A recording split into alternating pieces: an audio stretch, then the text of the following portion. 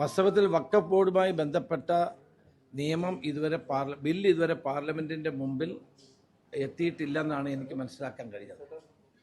പക്ഷേ വഖഫ് ബോർഡുമായി ബന്ധപ്പെട്ട മാറ്റങ്ങൾ വരുത്തുന്നുണ്ടെങ്കിൽ എല്ലാ ന്യൂനപക്ഷ സംഘടനകളുമായും രാഷ്ട്രീയ പാർട്ടികളുമായി ചർച്ച ചെയ്യാൻ കേന്ദ്ര ഗവൺമെൻറ് തയ്യാറാകണം.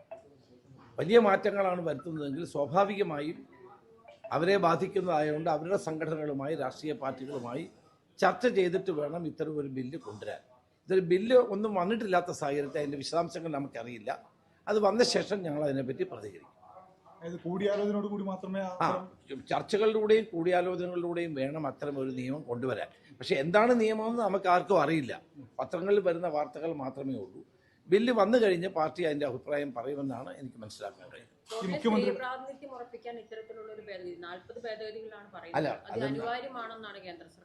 നമുക്ക് ബില്ല് വന്നാലല്ല അതിന്റെ വിശദാംശങ്ങൾ അറിയാൻ പറ്റുമോ? ഇതുവരെ ബില്ല് പുറത്ത് വന്നിട്ടില്ല. ഊഹാപോഹങ്ങളും പത്രങ്ങളിൽ വരുന്ന വാർത്തകളും മാത്രമേ ഉള്ളൂ. അതിൻ്റെ അടിസ്ഥാനത്തിൽ നമുക്ക് പ്രതികരിക്കാൻ കഴിയില്ല. പക്ഷേ വഖഫ് മുസ്ലിം മതന്യൂനപക്ഷങ്ങളുമായി ബന്ധപ്പെട്ടതാണ്. അങ്ങനെ വരുമ്പോൾ അവരുടെ സംഘടനകളുമായും രാഷ്ട്രീയ പാർട്ടികളുമായും ചർച്ച ചെയ്ത് വേണം ഒരു നിയമം കേന്ദ്ര ഗവൺമെൻറ് കൊണ്ടുവരാനുള്ളതാണ് എൻ്റെ വ്യക്തിപരമായ അഭിപ്രായം.